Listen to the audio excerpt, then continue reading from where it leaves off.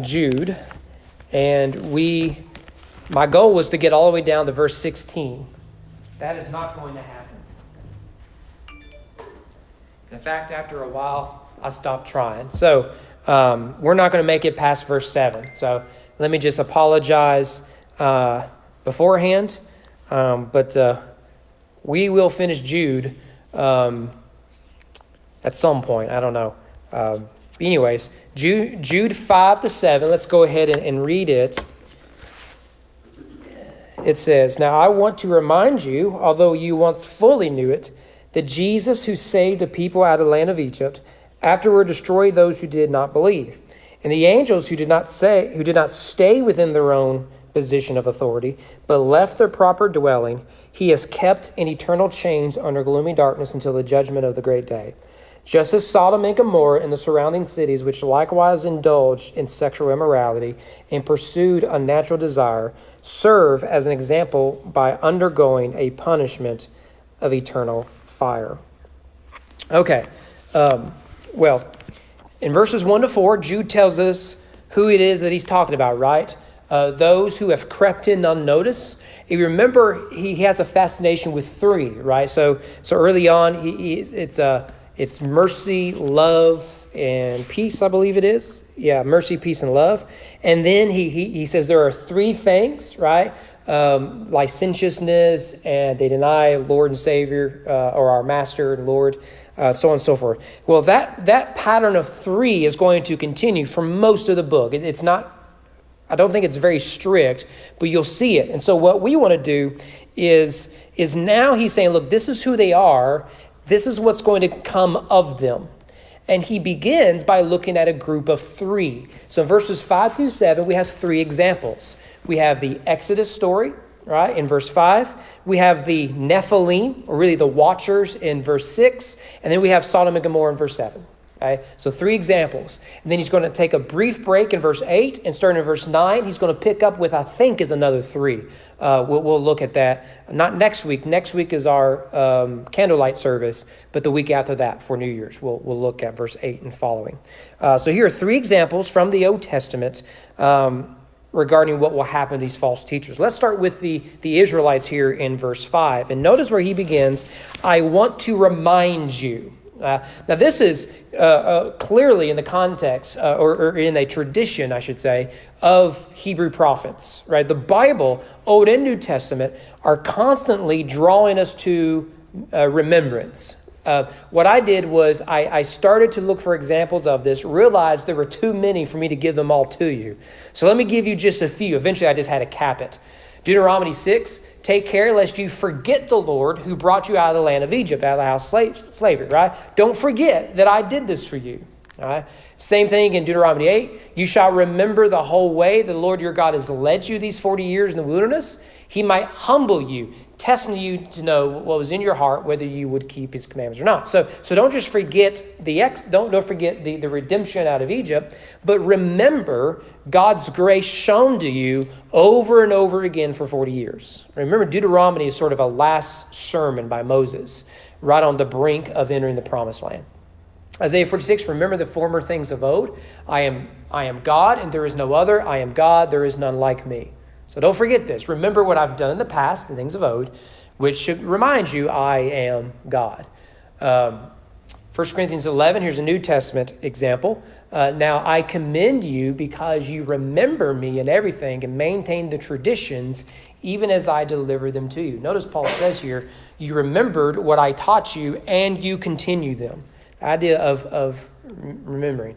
That's good enough. I believe that's supposed to be 1 Corinthians 11:24, not verse 2. Anyways, so remembering is key. I want to remind you what it is you already know. Martin Luther, I think, is in his commentary in Galatians. He says that every week I remind them of justification by faith, and if necessary, I beat it in their heads continually. Why? Because we have a tendency to forget.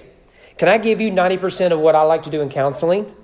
Right? At least in the back of my head, we've been over this 100 times.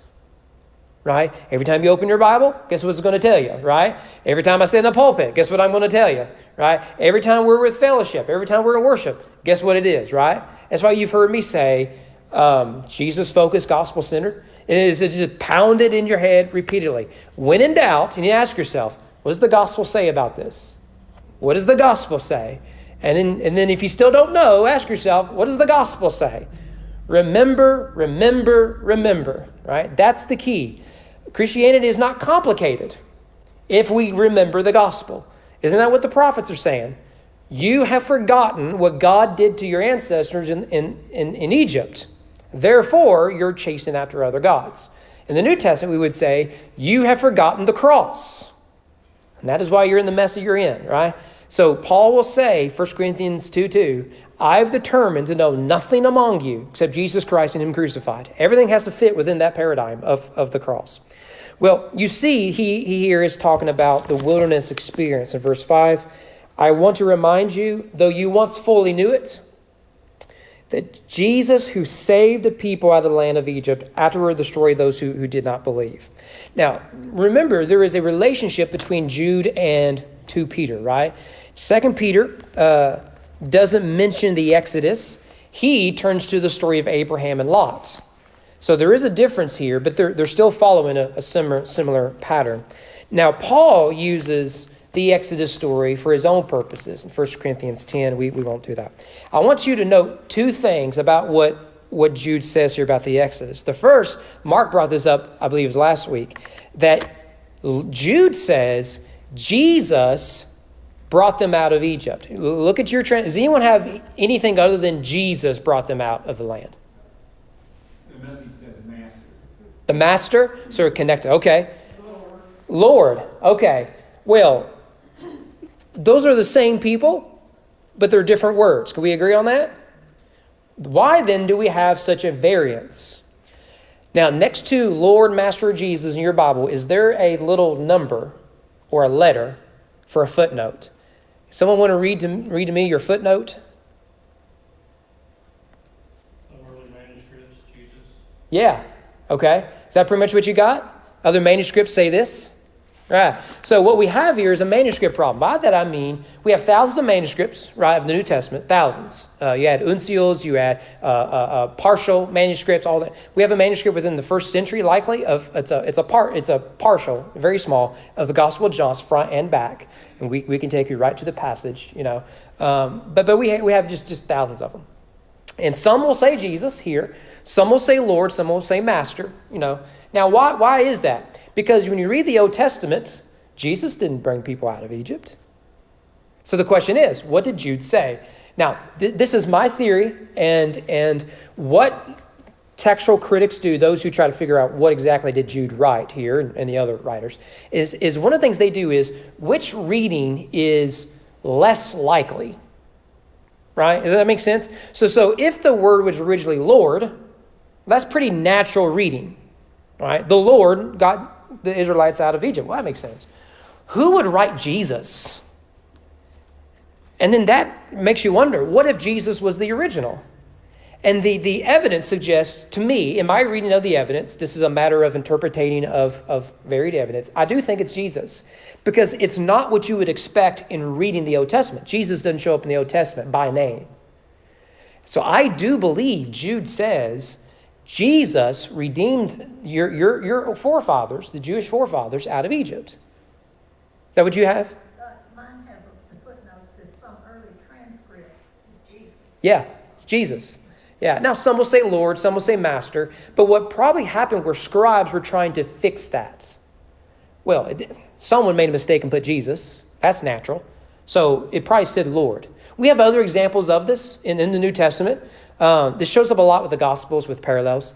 And so that's probably why you have a variance. I think it's Jesus.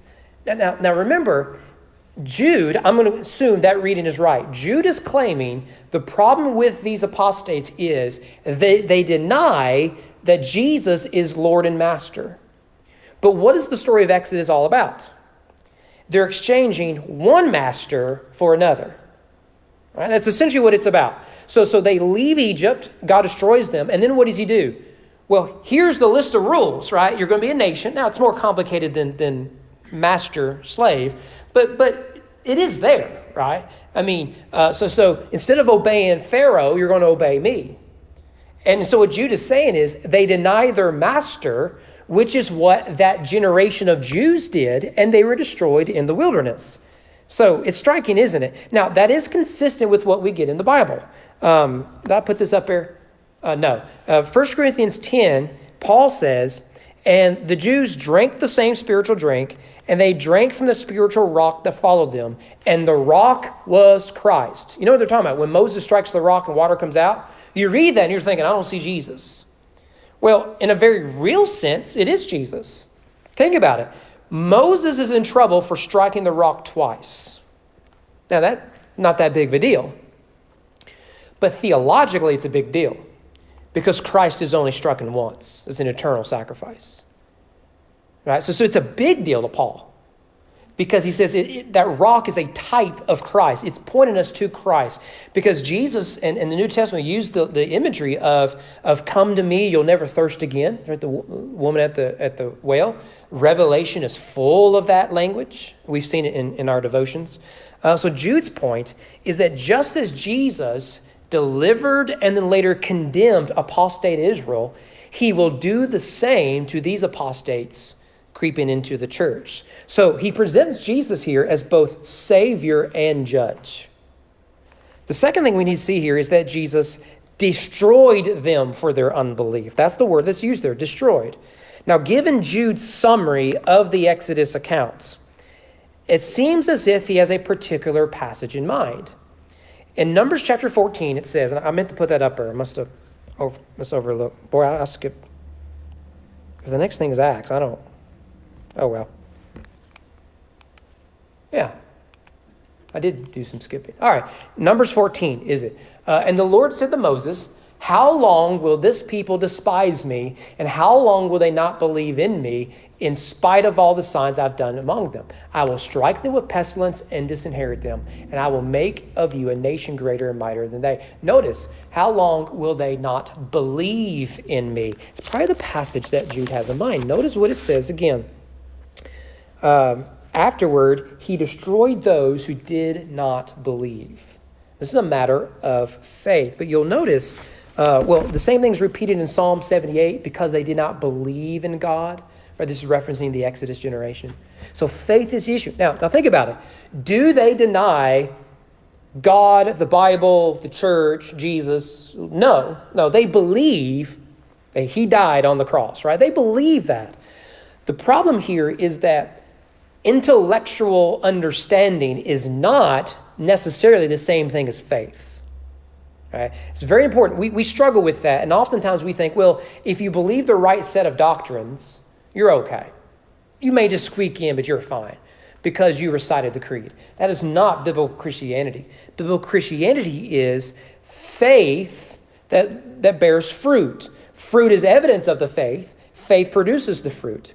So when they come in, bringing with them licentious living, Jude is saying that like the Israelites, they believed in God.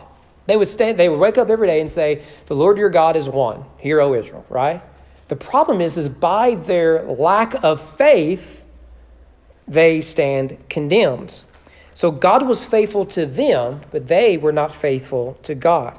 So how did God destroy the Israelites there in the wilderness? Well, first of all, he opened the earth and swallowed them whole. That is just cool. I don't care who you are, right? I mean, I read that as a teenager and I thought, this is the stuff in the Bible I wish that we had talked about in Sunday school, right? We can do a whole VBS just on that, right? None of the girls will come, but the boys will, right? Tell me more about God swallowing people whole, like in Star Wars, right? You know, and now Boba Fett survived that, you know, because Disney needed the money. But anyways, secondly, he strikes them with fire, so much so that over 2,000 men perish. Now that again is just cool.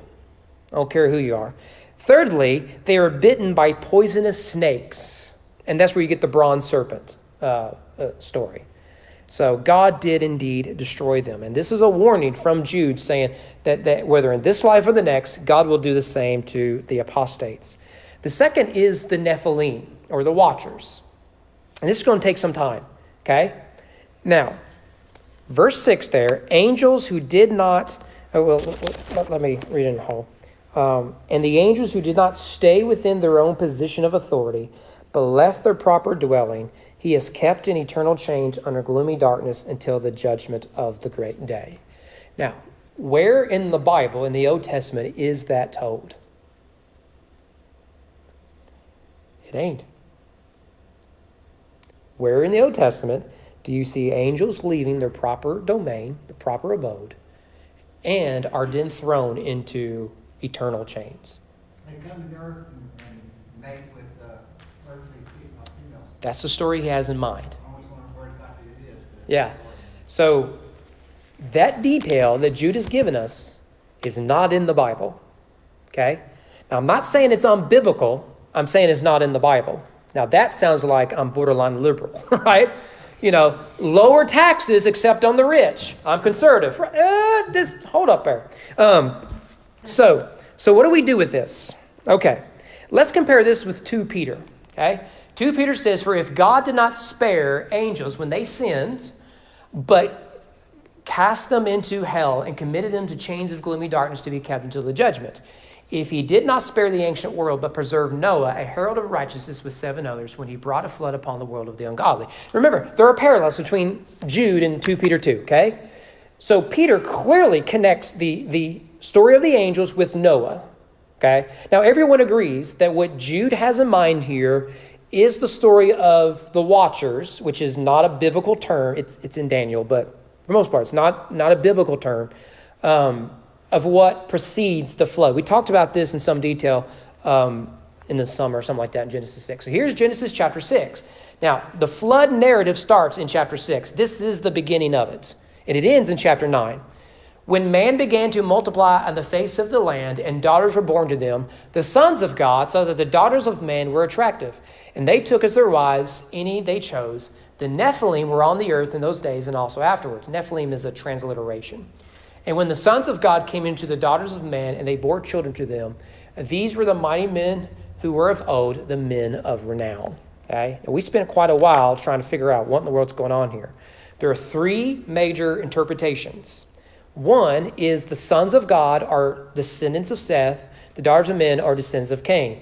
Chapters 5 is the genealogy of both of them.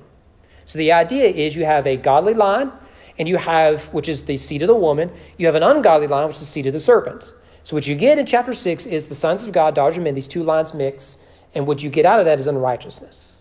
Okay? That is one very popular interpretation. Really, the Genesis there is Augustine, emphasized again in the Reformation, and still around. I've held that at one point. I go back and forth with all these. Another possibility is it speaks of the ancient kings and their wars and everything, trying to dominate over everyone, so they would make probably a connection to someone like Nimrod, where similar language is used. So the Nephilim are giants, these mighty men who overpower other people. Then there is a third, more prominent interpretation. That is what you have is the sons of God. That language is used for the most part throughout the Bible to describe divine beings. Okay, call them angels, demons, divine counsel, right? So, for example, in Job 1 and 2, Satan presents himself with the sons of God. All right? And so that language is commonly used to describe divine beings. So what you have is divine beings coming down, mixing with human women, creating a super race called the Nephilim, giants. And they rule and reign, and their evil increases. Okay? And that is why God sends the flood. Now, you'll notice what is right there. Is there anything said of angels leaving their proper domain? And if you go all the way through the end of the story of the flood, does it say anything about God casting the Nephilim into darkness, into eternal chains? Any of that there? No. So where is Jude getting all this information? Well, this is where it gets trippy. Okay. Jude's interpretation of this story, let me say, Jude is borrowing from the last interpretation. Now, if this is Jude's interpretation, that's a separate question. But Jude is referencing the most common interpretation of that event. Okay, so I think that's an important way of putting that. So, Most Jews at the time believed that it was divine beings coming down, mixing with women, and creating this super race called Nephilim. Where that story is told in detail is in a book called First Enoch, or it's called the Book of Enoch. There's a second Enoch. We're not worried about that. I encourage you to read it. At least read chapters 6 to 16. It's not very long. I actually put chapters 6 to 9 on a single piece of paper. We were going to read it, but we ain't got time for that, okay? It is a fascinating book. It's a very influential book to this day. In fact, the Eastern Orthodox, I think it's in their Bible. Okay? We talked about it a little bit. Jude will quote from this book in verses 14 and 15. He actually quotes from it. We've talked about that, okay? So what First Enoch says is that what he calls them the Watchers, the sons of God. They're called Watchers. If you ever watch Ancient Aliens, you'll hear that term, and you'll hear First Enoch mentioned, okay? Do with that whatever you want. I don't think they're aliens coming down. I don't think that. But the Watchers, these divine beings, they come down, and it isn't just that they have offspring with human women, but that they teach humanity all kinds of horrendous things. Sorcery, violence, weaponry, all this sort of stuff. You read it, he gives it all the detail. He names some of the Watchers who meet, and then he names the angels. So if you've ever been in the Catholic Church background, you've ever heard not just of Gabriel and Michael, but of Raphael. That comes from First Enoch and tradition, Jewish tradition, all that sort of stuff. And there's others. Notice that Michael, Gabriel, Raphael, and others, they all end with El. It's a short for God, Elohim. Do with that whatever you want. That's free. Now, why is this so important? Jude is writing to people who are twisting the Bible. And I think what he does is he takes their reading of Scripture and he uses it against them. Okay? I think broadly is what Jude is doing. Now, Jews at this time believed not in one fall, but in three. Can you name them? Genesis 3, you better get that right? There's a serpent, there's fruit, humanity falls. Can you think of the other two, what they might be? Genesis 6 and the flood. Genesis 6, you got the Watchers. So the first is mankind is fallen, right? That's the first. So what you get out of Genesis 3 is the depravity of man. So you got the seed language. And the hope is one will come from the seed of the woman as a man to redeem men from his depravity, right? Virgin birth is sort of important in that regard. The Watchers is the second. This is the flood story, right? So God, what you have is these divine beings, somewhat mysterious, all that stuff. They come down and they add a cosmic part of the fall, right? Can you think of what the third might be? It is Babel. Yeah, it is Babel. Before we get there, I skipped some stuff. You have to forgive me. I've been doing a lot of reading on this stuff lately, and it is cool, but it's a lot. So you're either going to love this stuff or you're just going to be bored to death. I don't know what to tell you. Okay. Now, when it comes to the Nephilim and the Watchers, all that, why is that so important to the Jews? It is because they view the cosmic supernatural threat on the earth as very real. Now think about it. I want us to pause. We don't like that because we live in a modern world. So we don't talk a lot about spiritual warfare. Let's be honest. We're uncomfortable with that language. Now, we believe it. We don't talk about it. Now, think about it. If you're a Jew and you very much believed that there was a cosmic threat everywhere you went, a supernatural threat everywhere you went. And then you read a story about a man who comes and he casts demons out. You're going to listen. Think about it. No one in the Old Testament is doing that. Out of nowhere, Jesus is casting out demons. Where did that come from? It ain't in the Old Testament. But it comes from this worldview that there is a cosmic supernatural threat and that the Jews view the world through that supernatural lens. And that's going to show up with Babel.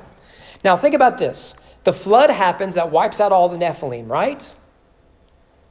But how do you explain the presence of Nephilim and giants later on in the Old Testament? Can I prove it to you?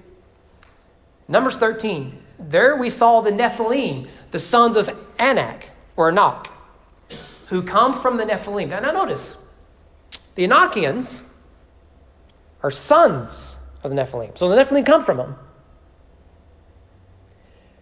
And we seem to ourselves like grasshoppers, so we seem to them. Now remember, this is a story where you got 12 spies go out, 10 of them come out and says, these dudes are tall, okay, Paul Bunyan's out there, right? We don't want to mess with old Paul Bunyan and his ox. Have you seen that axe? We don't want to mess with that. Right? And it's Joshua and Caleb who say, no, we got this, yo. Right? Well, what are the Nephilim doing there? What they got taken care of in the flood? Well, let's look at some other passages. Deuteronomy chapter 2. This is all in parentheses. The Amim formerly lived there, a people great and many and tall as the Anakim. Like the Anakim, they are also counted as the Rephaim, but the Moabites call them Amim. Now, you lost yet? Right? You got to know Hebrew, pronounce all those names. Well, the Anakim, remember, sons of Anak.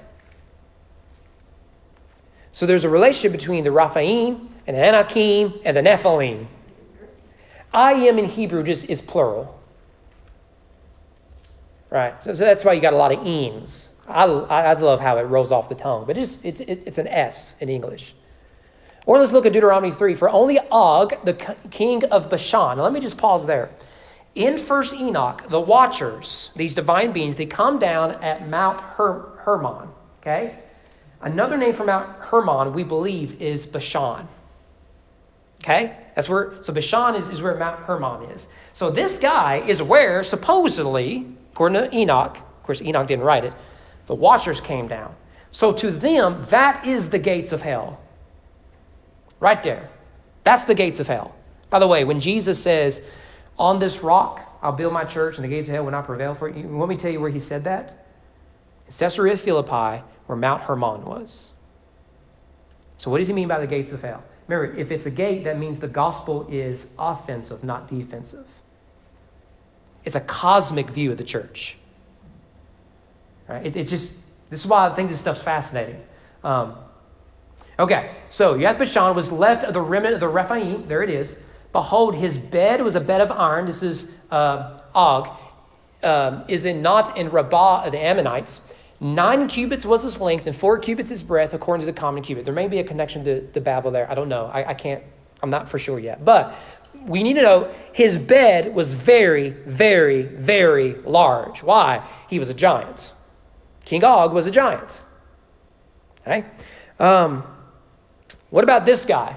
And there came out of the camp of the Philistines a champion named Goliath of Gath, whose height was 6 cubits in a span. Right? So he's 6 cubits. That bed is 9 cubits. Bigger than Goliath, Og is. Right? Ever sleep on a small couch? You don't like that, do you? Right? You need one of them long couches. Well, that's Og. So Goliath, he's a giant. Where'd that come from? Now, with that said, do you think it is important that the king of Israel, the king, slays a giant, severs his head, and presents it? You think that's important? Because what's the promise of Genesis 3? Seed of a woman will come, will crush the head of the serpent. You think that's a significant detail in that story? Yeah, it's huge. So David becomes known as the giant slayer. You remember what happens with Saul? Saul is the tallest in the kingdom. He's not a giant, but he is the tallest. Okay? And what happens to him? The Philistines do to him what David did to Goliath. Right? It's fascinating, the parallels of this stuff. Let's look at another one here. And Ishbenob, that will be on your test, one of the descendants of the giants, whose spear weighed 300 shekels of bronze. Look, if it's half a shekel of bronze, that sounds heavy to me. Anything made of pure bronze sounds heavy. Right? I'm no expert at this. And who was armed with a new sword, thought to kill David. So what do you have here? The giant slayer is now another giant wanting to slay him.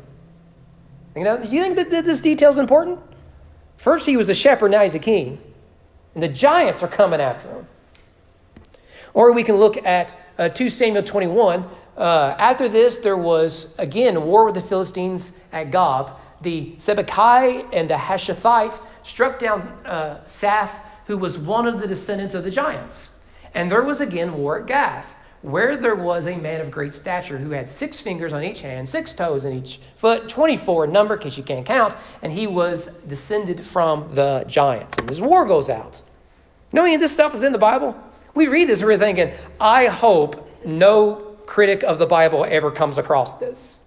And that's the way we perceive this. So we think we got to go out, we got to find some tall dude with 6 toes on each foot and 6 fingers in each hand, right? And we start to panic because we live in a modern worldview where everything has to be explained. For the Jew, that's not necessarily what they're looking at. I believe these people really existed. To them, they're saying, look, that story happens over and over again. Much in the same way the story of the fall, Genesis 3, happens throughout Genesis. So too, the story of the watchers, if we can borrow that term, it's going to happen over and over again. So think about it. What is Joshua really doing in the conquest? What is David doing in his kingdom? They are, like Noah, wiping out the giants. And if you read the language, that's exactly what they're doing in Joshua and David. So when David cuts off the head, that is a cosmic war that's being waged there. Who is this that comes to me like a dog and a stick? Who is this? What's David going to say? Like Caleb and Joshua before him, I ain't scared. Because the God who wiped you out with a flood will wipe you out with a stone.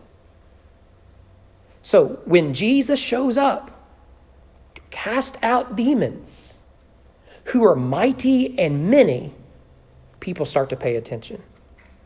Well, that's a lot there, and there's more, but that's a lot, okay? The third fall you get is Babel. So I couldn't come up with a very good F word here. So fortress was the only one I can come up with, but so don't tell my preaching professors I couldn't alliterate it all, okay? So forgive me in advance. Now think about it. At Babel, you have a unified people divided into nations. And at this time, what God does is he hands the nations over to evil. Think about it. In Romans 1, what does Paul say? That God in judgment hands us over to our base desires. In the Jewish mindset, this is what God does at Babel to the nations. Now think about it. Read the Old Testament. Why is land and an ethnicity so important? Because of Babel. Out of Babel comes Abraham. We talked about him 2 Sundays ago. Is right next to Babel. Out of Babel, comes a man named Abraham who's called out from among the nations to be God's people. Right? So let me see if I can prove this to you, that God disinherits the nations in favor of Israel. Deuteronomy 32. When the Most High gave to the nations their inheritance, when he divided mankind. See it there? Now, when did God do that? He did it at Babel. He fixed the borders of the people according to the numbers of the sons of God. That language sound familiar now in light of Genesis 6? But the Lord's portion is his people, Jacob his allotted heritage. Notice that those who inherit the promises of God are Israel. Everyone else has been disinherited. That happens at Babel. Here's another one. No, we'll stop there. We'll come to the first night here in a second. So why is this important? Because the Jews viewed evil not just as Genesis 3 fall, and I think they may be right on this, but they're saying there's evil within me. Right? I inherited that, going all the way back to Adam and Eve. There's a cosmic evil that is at war against me that's been going on for centuries. And we need a Messiah to deal with that. There is systemic evil all around me. So yeah, Babel, from the Babylons, this is why they would dare to come to conquer us. But God will destroy them. Oh, Egypt? Of course they enslaved the people of God. They've been disinherited by him. The Assyrians?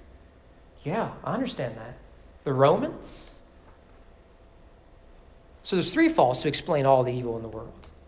Think about the debates we are having right now in this country. Is evil in this country systemic or is it personal? What's the Christian response? You're missing one because it's all 3. It is supernatural. It is systemic because nations are fallen, including America. And it's personal.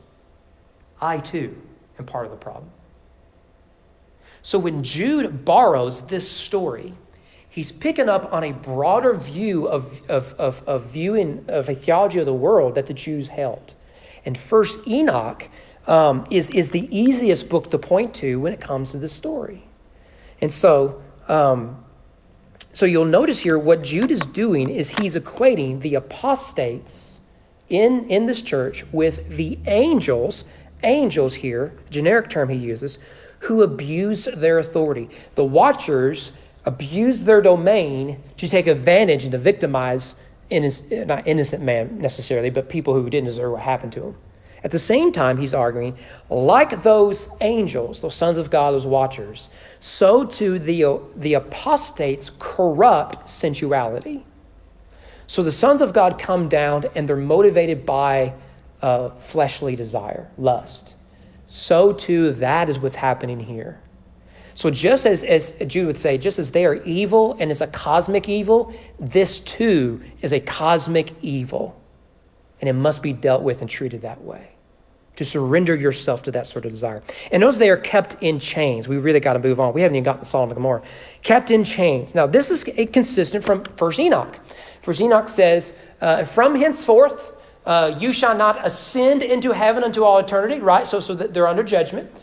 And in bonds of the earth, the decree has gone forth to bind you for all the days of the world. You can look at the book of Jubilees. You can look at other passages that would use similar language. Now, is this exactly what happened? I don't know. But Jude borrows from that tradition to make his own point. This apostasy and the fruit that comes out of it, God has condemned in the most striking way. To the point he sent a flood and he condemned them to eternal darkness. This is saying this is hellish and it will be damned in the end. This is very strong language from Jude early on in the book. But then that leads to, by the way, that great day, that is day of the Lord language. Their doom is assured. Anyways, let's look at Sodom and Gomorrah here. There is a parallel with 2 Peter, yet again. It says, if by turning the cities of Sodom and Gomorrah to ashes, he condemned them to extinction, making them an example of what is going to happen to the ungodly. And if he rescued righteous Lot, greatly distressed by the sensual conduct of the wicked, for as that righteous man lived among them day after day, he was tormenting his righteous soul over their lawless deeds that he saw and heard. Then the Lord knows how to rescue the godly from trials and to keep the unrighteous under punishment until the day of judgment, and especially those who indulge in the lust of defiling passions and despise authority. Notice where Peter goes with this. He wants to emphasize not just judgment upon the apostates, like those in Sodom and Gomorrah, but how God will preserve the people of God amid that world. And you got to think about it, God's done that. The first century church, the Roman church, they were all surrounded by Sodom and Gomorrah. They were living in Sodom and Gomorrah in Rome. We are living in Sodom and Gomorrah here in America. But God preserved his people. Lot prayed for and was burdened by, yet preserved him. Now, you remember what Abraham wants 10 righteous. Give me 10. Like Lot is a family of 9. Give me 10. I got to find one dude who found me on the internet, right? Just one guy. And it didn't happen. We will notice there what Jude does with this in verse 7. Just as Sodom and Gomorrah and the surrounding cities was likewise indulged in sexual immorality and pursued a natural desire, serve as an example by undergoing a punishment of eternal fire. Now, notice there, the word is likewise. It's an important word there. What is the connection? It's to the watcher story, sons of God. Now think about this. We'll talk about this because we'll get to Sodom and Gomorrah next year, Lord willing. In the watcher story, you have divine beings desiring humanity in a sensuous way. Sodom and Gomorrah reverses it. It's humanity desiring divine beings. Isn't that just awesome? I mean, it's terrible, right? But in terms of just seeing the Bible, how it fits together, I just love that stuff. Right? And you'll notice judgment falls on both, one with water, the other with fire. And Jude's picking up with that. It's amazing, isn't it? How this works. Well, Sodom is, of course, an archetype for judgments in the Bible. In fact, notice what Jesus says here. You, Capernaum, will you be exalted to heaven? You will be brought down to hell, to Hades. Okay? Some debate regarding that word. I think your King James would probably say hell there. For if the mighty works done in you have been done in Sodom, it would have remained until this day. That's a nice way of saying you're worse than they, and they're pretty bad. So if you thought it was bad for Sodom and Gomorrah, it's going to be far worse for you. It's incredible exactly what Jesus says there. Now, the emphasis of the Sodom story is licentiousness. The word that Jude uses here, gross immorality, is only used here in the New Testament, not found anywhere else. He uses a very strong word. And he connects it, of course, to the watchers. You'll notice that they will be punished with eternal fire. Now, that again is connected with the Sodom and Gomorrah story.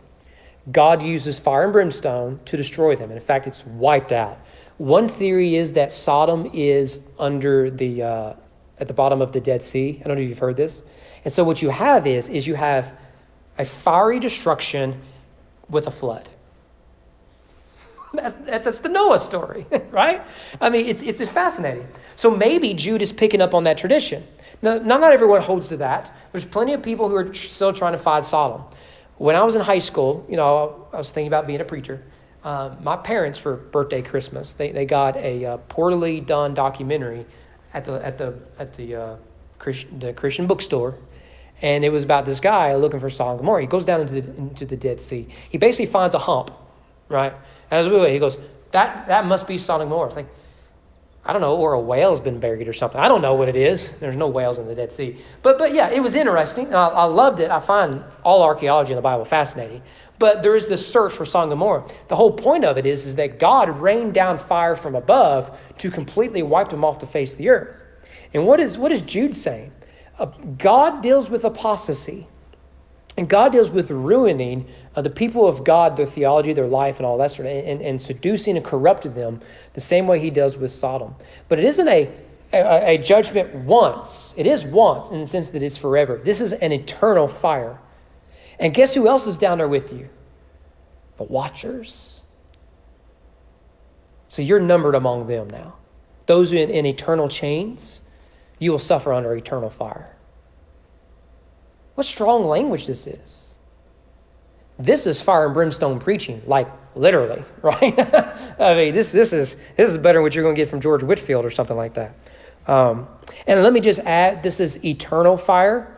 Those who hold to annihilationism, that if you're not saved, you just cease to exist, you're annihilated. I don't hold to that at all. I think you'd be surprised by who does. The Bible uses the word eternal for a reason. This is an eternal fire.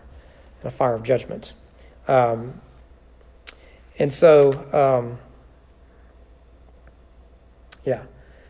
So, there you have it. And verse 8, if you want to look at, we'll talk about it more next week. Verse 8 serves as a sort of bridge between what he just said. Yet in like manner, these people, what do you mean by these people? Also, relying on their dreams, defile the flesh, reject authority, and blaspheme the glory. Notice that's a list of 4, not 3. It's not strict. But you see the connection there. Defiling the flesh, that's Sodom. That's the watchers. They reject authority. Right? Isn't that what the Jews did with Moses? But that verse 8 also connects to what he does starting in verse 9. He'll give Cain as an example and other stuff. Michael fighting over the body of Moses, stuff like that. So as you can see, there's a lot here. We barely scratched the surface. We'll come back to 1 Enoch because he's going to quote from it later on in the book. Okay, we just might get out a little early, which is better than I thought. Are you completely lost? Yes. In the net, yeah. It says that